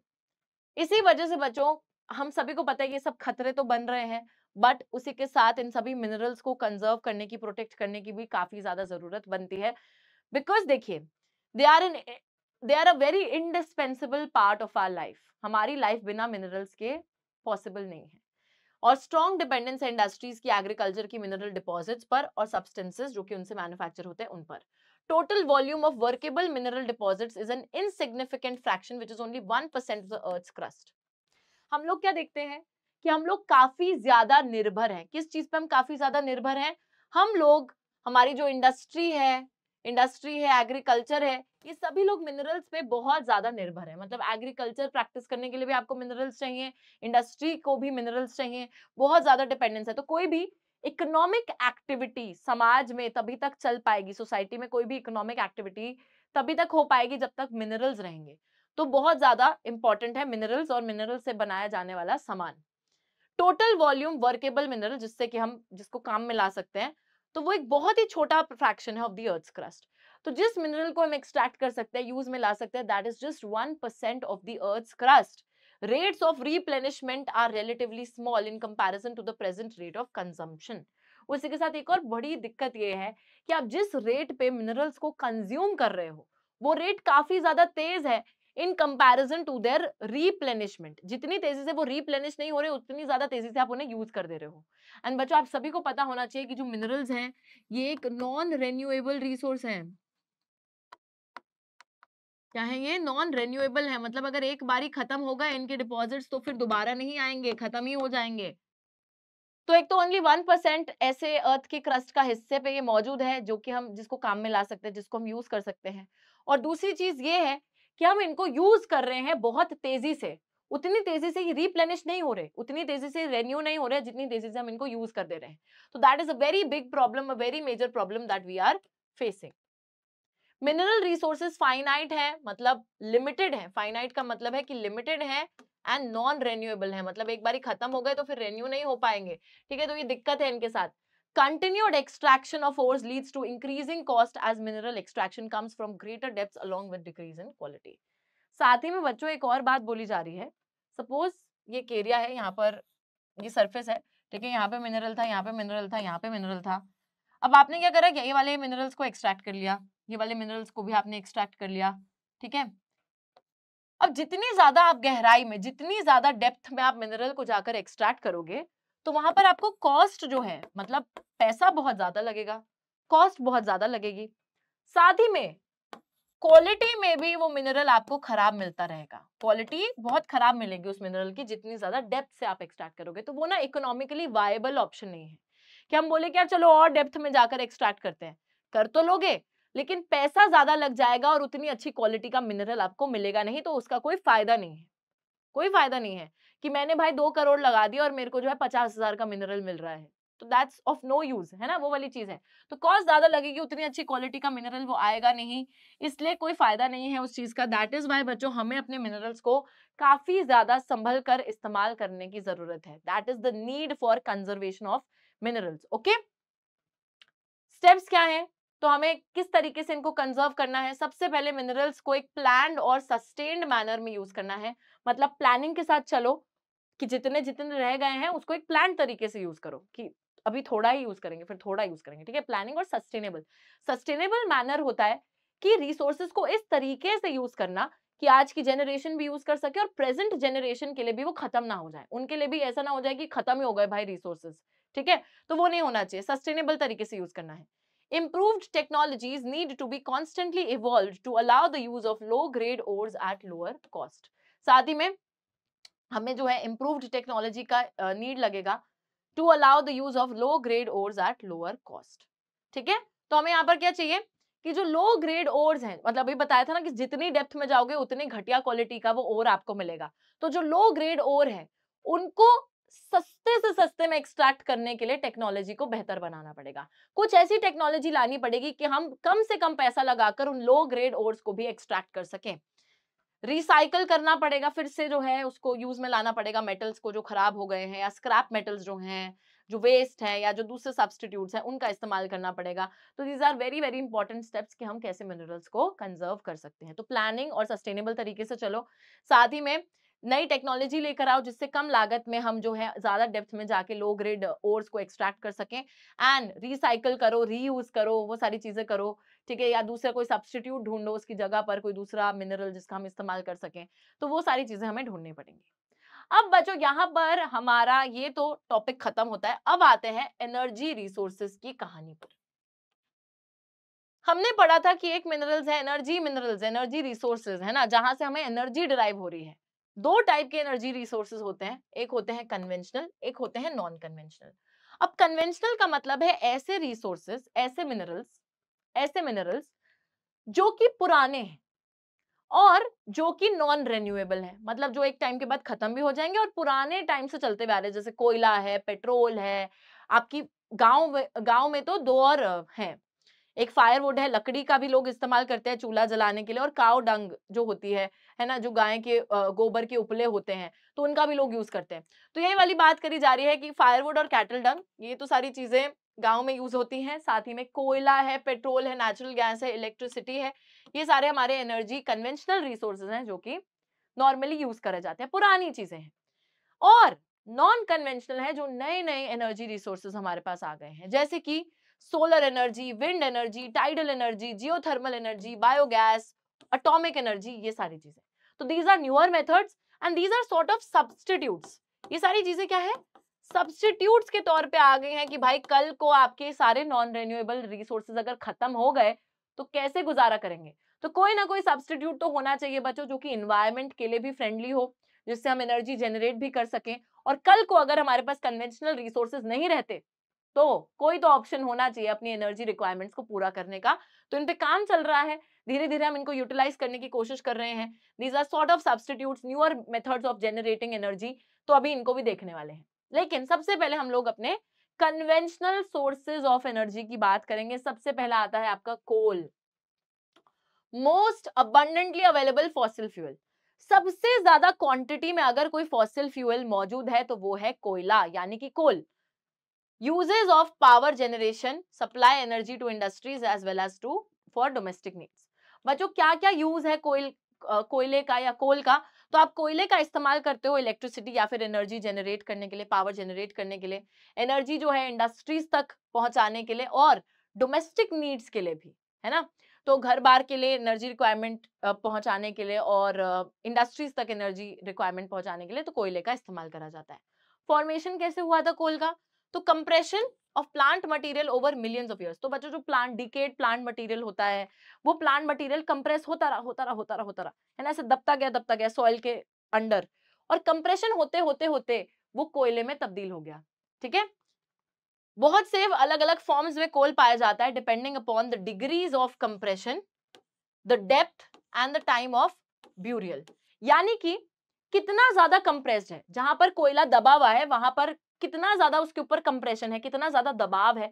एक तो उस चीज पे डिपेंड करेगा कि किस टाइप का कोल है, एक तो डिपेंड करेगा कितनी डेप्थ में पाया जाता है, कितनी ज्यादा गहराई में कोल पाया जाता है, या फिर टाइम ऑफ ब्यूरियल यानी कि कब वो प्लांट मटेरियल बरी हुआ था। ठीक है, उस चीज पर भी डिपेंड करेगा कि कैसा कोयला होने वाला है। हमारी क्वालिटी के बेसिस पर अगर हम कोल की बात करें तो 4 टाइप के कोल पाए जाते हैं। सबसे पहले आता है पीट।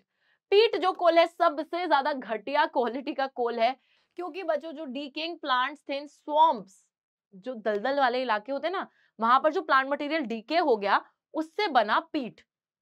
अब इसमें कार्बन कंटेंट कम है, मॉइस्चर बहुत ज्यादा है, इसलिए इसमें जलने में दिक्कत आएगी इस कोयले के अंदर, है ना, इसलिए इसकी लो हीटिंग कैपेसिटी है तो उतना ज्यादा बेनिफिशियल है नहीं।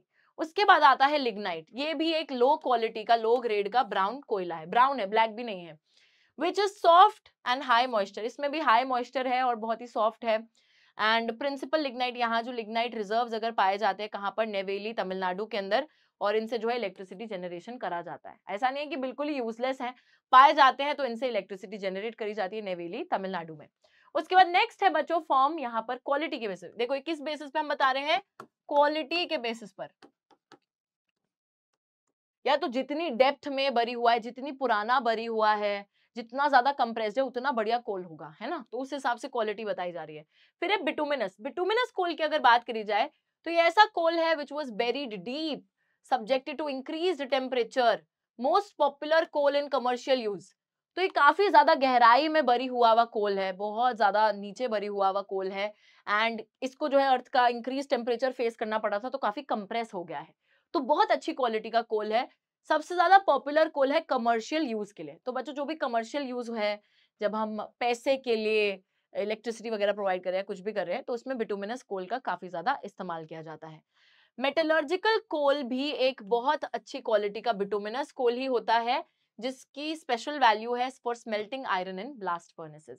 तो ब्लास्ट फर्नेसेस में जहां पर आयरन स्मेल्टिंग करी जाती है बच्चों, तो ओर को पिघलाया जाता है आयरन ओर को, वहां पर मेटलर्जिकल कोल का बहुत ज्यादा इस्तेमाल करा जाता है। मेटलर्जिकल क्या है, ये भी एक बहुत अच्छी क्वालिटी का बिटुमिनस कोल है। बिटुमिनस कोल का टाइप है मेटलर्जिकल कोल, जिसको आयरन स्मेल्टिंग में यूज करा जाता है। फिर आता है best quality of coal which is anthracite. It is the highest quality hard coal. सबसे ज्यादा बेहतरीन क्वालिटी का जो हार्ड कोल है दैट इज एंथ्रासाइट। ओके, तो ये तो क्वालिटी के बेसिस पे 4 टाइप के कोल हो गए, पीट है, लिग्नाइट है, फिर उससे बेहतर है बिटुमिनस, और फिर सबसे बढ़िया है एंथ्रासाइट। नाउ एज के बेसिस पर भी बच्चों कोल को आइडेंटिफाई करा जाता है। सबसे पहले है गोंडवाना कोल। गोंडवाना कोल है जो कि 200 मिलियन साल पुराना है एज में, 200 मिलियन साल पुराने डिपॉजिट्स हैं इसके बच्चों। दामोदर वैली वेस्ट बंगाल झारखंड में पाया जाता है। झरिया, रानीगंज, बोकारो ये इंपॉर्टेंट कोल फील्ड्स हैं जहां पर गोंडवाना कोल पाया जाता है।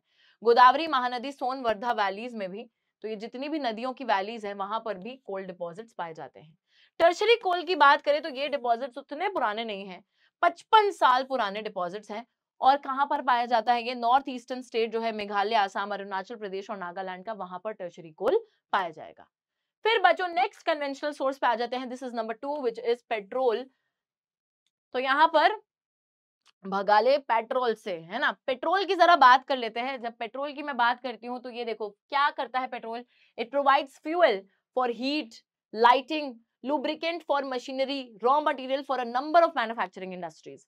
तो हम लोग देखते हैं कि एक तरीके से फ्यूल है, हीट प्रोवाइड करने के लिए, लाइट प्रोवाइड करने के लिए पेट्रोल का इस्तेमाल करा जाता है।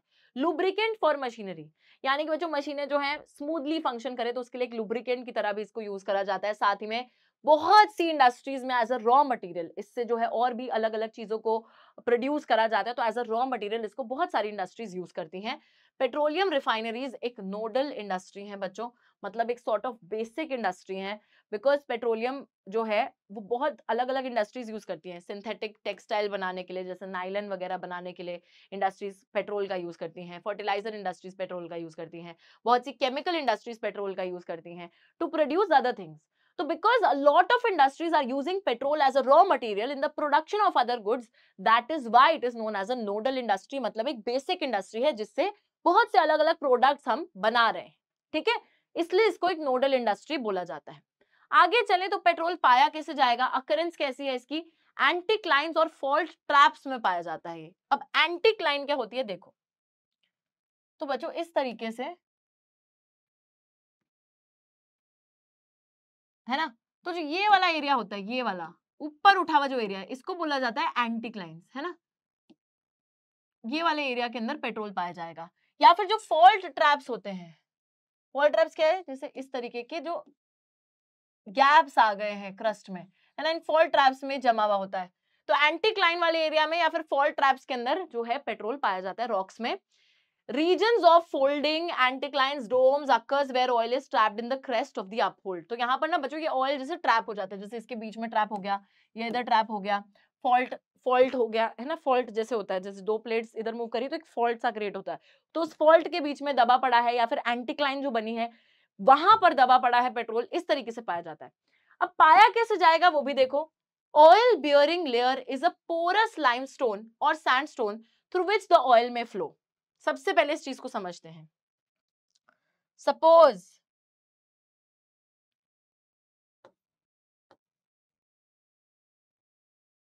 ये एक रॉक है, ठीक है, तो इसके बीच में बोला जा रहा है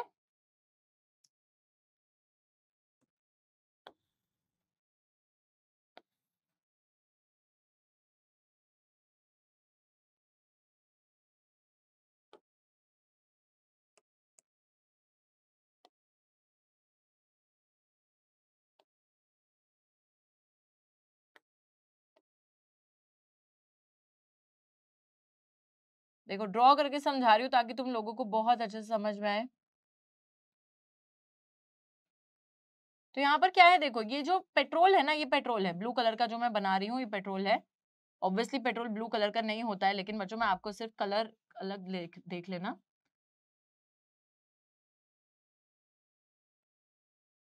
थोड़ी सी ड्राइंग कर रही हूँ तो टाइम लगेगा।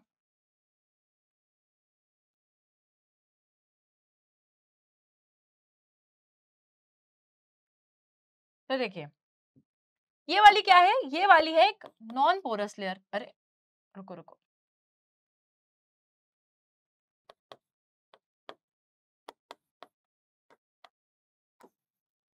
नॉन पोरस लेयर नीचे भी, नॉन पोरस लेयर ऊपर भी। नॉन पोरस लेयर का मतलब है कि जिसके थ्रू कुछ पास नहीं हो सकता, इधर उधर कुछ नहीं जा सकता, ठीक है, तो वो है नॉन पोरस। जैसे कि सपोज अगर मैं इस लैपटॉप की बात करूँ, ये एक सॉलिड चीज है ना, तो ये एक नॉन पोरस लेयर है, इसके नीचे ऐसे पानी नहीं जा सकता, इसके थ्रू नहीं जा सकता, राइट, साइड से तो जा सकता है बट इसके थ्रू नहीं जा सकता। तो इस तरीके की दो नॉन पोरस लेयर होती हैं, जिसके बीच में एक पोरस लेयर होती है, इसके बीच में एक पोरस लेयर होती है जिसके थ्रू जो है लिक्विड फ्लो कर सकता है। और इसी पोरस लेयर में, जो बीच में पोरस लेयर है, पोरस लेयर बताई, पोरस लेयर है सैंड लाइमस्टोन की या सैंडस्टोन की, उसके बीच में ऑयल फ्लो करता है। तो ये ऑयल फ्लो कर रहा है and the oil is prevented from rising और sinking by the intervening non porous layer. तो ये जो ऑयल है ना तो ऊपर जा सकता है ना तो नीचे जा सकता है, क्योंकि दोनों तरफ नॉन पोरस लेयर है, तो बीच में ये फ्लो कर रहा है ऑयल इन दो नॉन पोरस लेयर के बीच में। Found in the fault tracks between porous non-porous rocks, gas being lighter usually occurs above the oil. और बच्चों देखो उसी के साथ मैंने गैप क्यों छोड़ा है यहाँ पर मैं बताती हूँ। तो या तो ये पूरी जगह में ही पेट्रोल है, या तो ये पूरी जगह ही पेट्रोल से कवर्ड है, पूरा लिक्विड यहाँ पे बीच में भरा हुआ है दो नॉन पोरस लेयर में, या तो ऐसे अकर कर सकता है, या फिर नीचे जो अर्थ का टेम्परेचर क्योंकि बहुत तेजी से आ रहा है, इस वजह से होता क्या है कि जो कुछ ऑयल का हिस्सा होता है, ये ऑयल ना हीट की वजह से स्टीम में कन्वर्ट हो जाता है, जिस वजह से यहाँ पर गैस जो है यहाँ पे थोड़ी बहुत ऊपर इसके एग्जिस्ट कर लेती है। तो ऑयल के साथ साथ गैस भी यहाँ पर एग्जिस्ट करती है, और यही गैस है नेचुरल गैस, जो अर्थ की हीट की वजह से एक तरीके से थोड़ा इवेपोरेशन हो गया है ना, और उसी इवेपोरेशन की वजह से यहाँ पर वो एक गैस सी फॉर्म हो गई उसकी हीट की वजह से अर्थ की, तो वो थोड़ी गैस भी हो सकती है और ऑयल भी साथ में अकर करता है। कहीं कहीं पर पूरा ऑयल गैस बन जाता है तो पूरी गैस ही गैस मिलेगी, कहीं पे पूरा ही ऑयल है पूरा ऑयल ही ऑयल मिलेगा, कहीं पे हो सकता है थोड़ा ऑयल है थोड़ी गैस है, तो इस तरीके से ये अकर करते हैं। तो यहाँ पे पेट्रोल हो गया, इंटेंस हीट की वजह से जो है थोड़ी बहुत उसकी जो पेट्रोल है वो गैस में कन्वर्ट हो गया, तो गैस भी होती है, इस तरीके से ये अकर करता है। ठीक है, तो वही बात है कि गैस जो है क्योंकि वो लाइट होती है तो इसलिए वो ऑयल के ऊपर अकर करेगी इन दोनों नॉन पोरस लेयर्स के बीच में। चलिए उसके बाद बच्चों वही नेचुरल गैस की बात आ जाती है। नेचुरल गैस भी एंटीक्लाइंस फॉल्ट ट्रैप्स में पाया जाता है, टर्शरी एज के एंटीक्लाइंस और फॉल्ट ट्रैप्स में। ओह, तो ये तो सेम ही चीज लिखी है। नहीं बच्चों, नेचुरल गैस यहाँ पर है, ठीक है, तो ये तो सेम चीज लिखी है, इसको हम रिजेक्ट कर देंगे। ओके, नेचुरल गैस की बात कर लेते हैं। क्लीन एनर्जी रिसोर्स है, it is sometimes found in association with petrol और विदाउट पेट्रोल। तो कभी कभी वही होता है कि जैसे या तो पूरी जगह में ही गैस पाई जाएगी, या फिर कभी कभी ऑयल के साथ मतलब पेट्रोल के साथ गैस पाई जाएगी। तो कभी कभी पेट्रोल के साथ पाया जाता है, कभी कभी पेट्रोल के बिना पाया जाता है। It is a source of energy, और एक क्लीन सोर्स ऑफ एनर्जी है बच्चों, लाइक बाकी सोर्सेस से, मतलब बाकी सोर्सेस के कंपैरिजन में natural gas is still better, उससे ज्यादा पोल्यूशन नहीं होता है। तो एक अच्छा सोर्स ऑफ एनर्जी है, क्लीन सोर्स ऑफ एनर्जी है, इंडस्ट्रियल रॉ मटेरियल है पेट्रोकेमिकल इंडस्ट्री। तो पेट्रोकेमिकल इंडस्ट्री नेचुरल गैस को as a raw material use करती है। लो कार्बन डाइऑक्साइड एमिशन, तो CO2 एमिशंस इतने ज्यादा नहीं होते, मतलब पोल्यूशन इतना ज्यादा नहीं होता है। नेचुरल गैस की अगर बात करें तो कृष्णा गोदावरी बेसिन में इसके डिपॉजिट्स हैं, मुंबई हाई में इसके डिपॉजिट्स हैं, gulf of Cambay, Andaman Nicobar islands में भी ये पाई जाती है डिपॉजिटेड। 1700 किलोमीटर की लंबी हजीरा विजयपुर जगदीशपुर क्रॉस पाइपलाइन है बच्चों, ये एक HVJ पाइपलाइन इसको बोलते हैं। तो ये गैस पाइपलाइन है, links Mumbai High Bassein with the fertiliser power industrial complexes in western and northern India. तो बच्चों ये जो HVJ पाइपलाइन जो है, हजीरा विजयपुर जगदीशपुर, ठीक है, HVG हजीरा विजयपुर जगदीशपुर पाइपलाइन, ये गैस पाइपलाइन है, नेचुरल गैस की पाइपलाइन है, 1700 किलोमीटर लंबी पाइपलाइन है।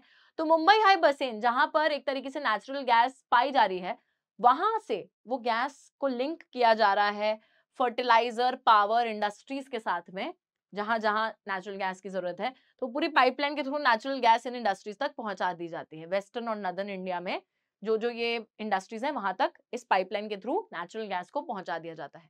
Power fertiliser industries natural gas के की यूजर्स हैं।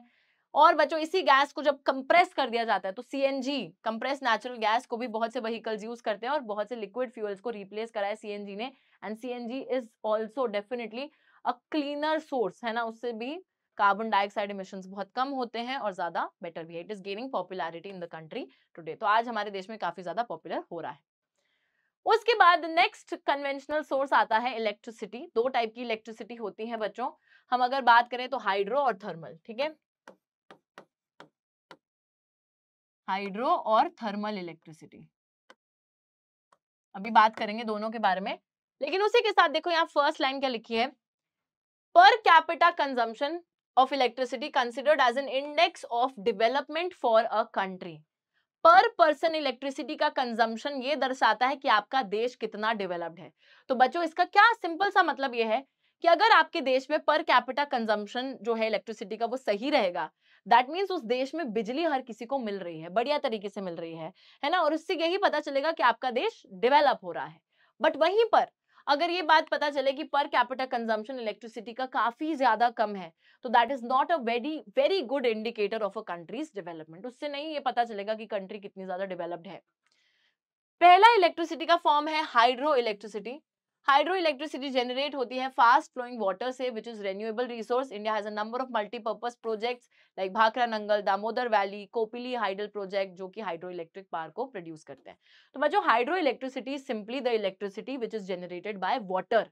पानी से जो बिजली जनरेट हो रही है, कैसे होती है? जो हमारे बहुत सारे हमने डैम्स बनाए हैं, जिसको हम मल्टीपर्पज प्रोजेक्ट भी बोलते हैं, ये अलग अलग डैम्स हैं, इनके गेट को खोला जाता है, तेज पानी बहता हुआ अंदर की तरफ जाता है, टरबाइन रोटेट होते हैं, इलेक्ट्रिसिटी जनरेट होती है, फिर गेट बंद, गेट फिर खोला जाएगा बाहर की तरफ पानी को छोड़ने के लिए, फिर से टरबाइन घूमेंगे, फिर से जो है इलेक्ट्रिसिटी जनरेट हो जाएगी। तो ये होती है हाइड्रो इलेक्ट्रिसिटी, जो कि फास्ट फ्लोइंग वाटर से जनरेट होती है, और जो कौन जनरेट कर रहा है? हमारे मल्टीपर्पज प्रोजेक्ट्स हैं, अलग अलग, भाखरा नंगल है, नर्मदा पे कौन सा है? हमारा सरदार सरोवर, ठीक है, दामोदर वैली। तो ये सारे प्रोजेक्ट्स जो है इलेक्ट्रिसिटी को जनरेट करें, and it is also renewable resource. अब पानी तो रेन्यूएबल है, रेन्यू होता रहता है, तो it's like a much better option for generating electricity because it is renewable. वो इस रिसोर्स को खत्म तो नहीं कर रहा है ना, बस पानी की स्पीड से इलेक्ट्रिसिटी जनरेट हो रही है, जाया नहीं होने दे रहा है पानी को। Next thing is thermal electricity. अब थर्मल इलेक्ट्रिसिटी वो बिजली है जो कि जनरेट करी जाती है कोल, पेट्रोल से और नेचुरल गैस से। तो थर्मल पावर प्लांट्स होते हैं, थर्मल पावर स्टेशंस हैं, जहां पे फॉसिल फ्यूल्स का इस्तेमाल करा जाता है इलेक्ट्रिसिटी को जनरेट करने के लिए। 310 थर्मल पावर प्लांट्स है इंडिया में, ठीक है। तो दो टाइप की इलेक्ट्रिसिटी, एक पानी से जनरेट हो रही है डैम्स के थ्रू, और दूसरी है जो कि कोल, पेट्रोल, नेचुरल गैस से जनरेट हो रही है थर्मल पावर प्लांट्स में, और इन्हीं फॉसिल फ्यूल्स को यूज करके जो है इलेक्ट्रिसिटी को जनरेट करा जाता है। 310 थर्मल पावर प्लांट्स इंडिया में मौजूद हैं। नाउ बच्चा party, we come to the non conventional sources of energy. Last में इस चैप्टर के ब्लू पे ब्लू से मैंने अंडरलाइन कर दिया है, तभी मैंने इसको मिटा दिया। तो लास्ट चीज जो कि हम इस चैप्टर की देखने वाले हैं, जो कि है नॉन कन्वेंशनल, या फिर जो कि है न्यूअर वेज।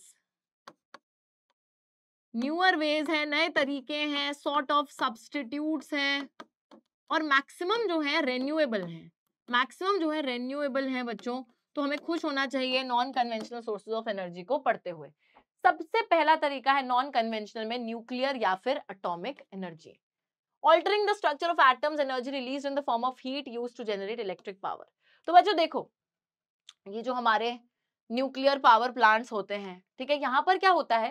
एटम जो होता है ना, एटम, उस एटम का जो न्यूक्लियस होता है, उस न्यूक्लियस को न्यूक्लियर फिशन के थ्रू ब्रेक डाउन करा जाता है, टूट जाता है वो न्यूक्लियस, और उसी से ही जो हीट प्रोड्यूस होती है, उससे एनर्जी जनरेट करी जाती है। तो जो न्यूक्लियर पावर प्लांट्स है, देखो होता क्या है, एटम का स्ट्रक्चर को चेंज करके, ऑल्टर करके एनर्जी रिलीज करी जाती है हीट के फॉर्म में, और इसी से इलेक्ट्रिक पावर जनरेट करी जाती है। आपको समझ में आया कैसे? तो ये जो न्यूक्लियर पावर प्लांट्स हैं, यहाँ पर क्या होता है, ठीक है, एटम जो होता है, एटम के अंदर न्यूक्लियस होता है, साइंस में पढ़ा है हमने। उस न्यूक्लियस पे न्यूक्लियर फिशन करा जाएगा, न्यूक्लियर फिशन से वो न्यूक्लियस ब्रेक डाउन होगा, और उसी के ब्रेक डाउन होने से हीट प्रोड्यूस होगी, जिससे कि इलेक्ट्रिसिटी जनरेट करी जाएगी। किसका इस्तेमाल करा जाता है? यूरेनियम और थोरियम का इस्तेमाल करा जाता है इस एनर्जी को जनरेट करने में, जो कि झारखंड में मौजूद है, अरावली रेंज राजस्थान में मौजूद है। तो इससे ही एटॉमिक या न्यूक्लियर पावर जनरेट करी जाती है। साथ ही में monazite sands of Kerala are also rich in thorium. तो यहाँ पे मोनाजाइट सैंड्स जो है, वहां पे भी थोरियम बहुत ज्यादा पाया जाता है। नेक्स्ट पे आते हैं विच इज सोलर एनर्जी। सभी को पता है बच्चों। अब देखो, ये वो एनर्जी है जो कि सन, जो धूप दे रहे हैं, सूर्य देवता हमें जो धूप दे रहे हैं, उससे हम जनरेट कर रहे हैं। अब यहाँ पर एक चीज का ध्यान रखिएगा कि जो सोलर एनर्जी है, ये रेन्यूएबल है, क्योंकि ऐसा नहीं है कि आज सन रोशनी दे रहा है तो कल को सन की रोशनी कम हो जाएगी। नॉट एट ऑल, वो कांस्टेंट रहेगी, आप बस उस रोशनी का यूज कर रहे हो, which is a very good thing. तो फोटोवोल्टाइक टेक्नोलॉजी होती है बच्चों, जो सोलर पावर प्लांट्स होते हैं, इसमें एक फोटोवोल्टाइक टेक्नोलॉजी होती है। तो जब इस पे सनलाइट पड़ती है, ये उसी सनलाइट को बिजली में कन्वर्ट कर देते हैं। क्या ही बात है, ठीक है। तो इस फोटोवोल्टाइक टेक्नोलॉजी की वजह से सनलाइट डायरेक्टली इलेक्ट्रिसिटी में कन्वर्ट हो जाती है। बहुत ज्यादा पॉपुलर ये रूरल और रिमोट एरियाज में बन रही है। तो जो हमारे ग्रामीण क्षेत्र हैं बच्चों, और जो पिछड़े हुए इलाके हैं, दूर दराज के इलाके हैं, वहां पर ये टेक्नोलॉजी काफी ज्यादा फेमस होती जा रही है, बड़ी तेजी से फैल रही है। बिग सोलर पावर प्लांट्स को अलग अलग इंडिया के हिस्सों में स्टैब्लिश करा जा रहा है, और इससे जो रूरल हाउस होल्ड्स की निर्भरता है फायरवुड पे या डंग केक के, वो जो है कम हो जाएगी। रूरल एरियाज में ना लोग ज्यादातर अपनी एनर्जी रिक्वायरमेंट्स के लिए डिपेंडेंट रहते हैं लकड़ी पर, और उससे पेड़ वगैरह को बहुत काटते हैं, तो वो दिक्कत है। या फिर कैटल डंग केक पर, तो उससे मेन्योर का लॉस होता है। मतलब आप कैटल डंग केक को मेन्योर की तरह यूज कर सकते हो, लेकिन वो लोग एनर्जी के लिए यूज कर लेते हैं। तो जो लोगों की डिपेंडेंस है उस फायरवुड पे या कैटल डंग केक पे, वो कम हो जाएगी अगर लोग सोलर एनर्जी को इस्तेमाल करना चालू कर देंगे, है ना। तो इससे एनवायरमेंटल कंजर्वेशन भी होगा, क्योंकि आप पेड़ कम काटोगे, और मेन्योर एग्रीकल्चर को मिल जाएगा कैटल डंग केक के थ्रू, और लोग जो है सोलर पावर प्लांट के थ्रू सोलर एनर्जी यूज करेंगे। Very good. नेक्स्ट बच्चों आता है यहाँ पे विंड पावर, यानी कि विंड एनर्जी। तो हम लोग देखते हैं क्या होता है, जैसे ऐसे ना विंड मिल्स लगाए जाते हैं, पूरा क्लस्टर लगाया जाता है विंड मिल्स का, बहुत सारे एक साथ, और तेज हवा आती है, और उस हवा के झोंके से ये विंड मिल्स जो है, ये जो टर्बाइंस हैं, ऐसे ऐसे ऐसे रोटेट होती हैं, और उसी से ही इलेक्ट्रिसिटी जनरेट हो जाती है। तो लार्जेस्ट विंड फार्म क्लस्टर जो है तमिलनाडु में लोकेटेड है, नागरकोइल से लेके मदुराई तक। इनके अलावा आंध्र प्रदेश, कर्नाटक, गुजरात, केरला, महाराष्ट्र, लक्षद्वीप में भी विंड फार्म्स मौजूद हैं। नागरकोइल और जैसलमेर बच्चों बहुत अच्छे तरीके से विंड एनर्जी प्रोड्यूस कर रहे हैं। तो ये दो जगहें हैं, इसको याद रखिएगा, नागरकोइल एंड जैसलमेर बहुत अच्छे से विंड एनर्जी यूज कर रहे हैं। नेक्स्ट आती है हमारी बायोगैस। तो जितना भी फार्म वेस्ट है, श्रब्स हैं, थोड़े पेड़ पौधे बच गए, फार्म वेस्ट है, एनिमल ह्यूमन वेस्ट है, उन सबका यूज करा जाता है बायोगैस प्रोड्यूस करने में for domestic consumption in rural areas. तो रूरल एरियाज की डोमेस्टिक रिक्वायरमेंट्स को मीट करने के लिए बायोगैस का यूज करा जाता है। तो ये सारे वेस्ट से एनर्जी जनरेट कर रहे हैं। बायोगैस प्लांट्स को सेटअप करा जाता है म्यूनिसिपल, कोऑपरेटिव, इंडिविजुअल लेवल्स पर। तो या तो सरकार सेटअप करा रही है, या इंडिविजुअल्स खुद सेटअप करा रहे हैं, या फिर कोऑपरेटिव सेटअप, मतलब बहुत से लोग मिलकर उसको सेटअप करा रहे हैं। प्लांट्स जो हैं, जो बायोगैस प्लांट्स हैं, कैटल डंग का इस्तेमाल करते हैं बच्चों। गोबर गैस प्लांट्स इनको बोला जाता है रूरल इंडिया में। इससे फार्मर को ये बेनिफिट है कि एनर्जी भी मिल रही है और बढ़िया तरीके से मेन्योर भी मिल रहा है। नेक्स्ट है आपकी टाइडल एनर्जी। टाइडल एनर्जी क्या है बच्चों, हम लोगों को पता है कि वो जो राइज एंड फॉल आता है ना, ऐसा rise and fall of waves, तो उसी को टाइड्स बोला जाता है। टाइड्स जो है, इन्हीं से इलेक्ट्रिसिटी जनरेट करी जा सकती है। Floodgate dams built across inlets during high tide, water flows into the inlet, gets trapped, gate is closed. After tide falls outside the floodgate, water retained by the floodgate flows back to the sea via a pipe that it carries to the power generating turbine. Simple सी बच्चों वही चीज है कि क्या होता है, जब हाई टाइड आती है तो फ्लड का डैम जो है खोल दिया जाता है, और पानी तेजी से बहता हुआ अंदर जाएगा, टरबाइन रोटेट होगा, इलेक्ट्रिसिटी जनरेट होगी। फिर वही जो पानी आपने अंदर रखा है उसको आप छोड़ोगे, बाहर की तरफ फेंकोगे, उससे फिर से टरबाइन रोटेट होगा, और फिर उससे इलेक्ट्रिसिटी जनरेट होगी। सिंपल सा वही लॉजिक है। इंडिया में gulf of Khambhat, gulf of Kutch Gujarat में, ठीक है, उसी के साथ जो गंगा का डेल्टा है सुंदरबन में, ये सारे वो रीजन्स हैं जहां पर बच्चों टाइडल एनर्जी के लिए आइडियल कंडीशन मौजूद है, जहां पर टाइड्स के थ्रू आप बहुत अच्छे से क्या कर सकते हो, एनर्जी जनरेट कर सकते हो। अब यहाँ पे बच्चों नदियां नहीं है, टाइड्स की बात हो रही है, समुद्र किनारे की बात हो रही है। समुद्र किनारे पे ही तो टाइड्स आएंगी, तो समुद्र किनारों पर जो टाइड्स आएंगी, हाई टाइड्स है ना, तो उन हाई टाइड्स से हम कैसे इलेक्ट्रिसिटी को जनरेट कर लेंगे। तो कोस्टल एरिया पर बनने की सबसे ज्यादा आइडियल कंडीशन है, वहां पर बढ़िया तरीके से टाइडल एनर्जी को जनरेट किया जा सकता है। लास्ट आती है जियोथर्मल एनर्जी। जियोथर्मल एनर्जी का मतलब होता है बच्चों अर्थ के अंदर से जो हीट प्रोड्यूस हो रही है, उससे एनर्जी हम जनरेट कर रहे हैं। हीट इलेक्ट्रिसिटी जो कि प्रोड्यूस करी जा रही है by using the heat from the interior of the earth. तो अर्थ के इंटीरियर में जो हीट प्रोड्यूस हो रही है, उसी से ही हम हीट और इलेक्ट्रिसिटी प्रोड्यूस करते हैं through the geothermal energy. Earth grows progressively hotter with increasing depth.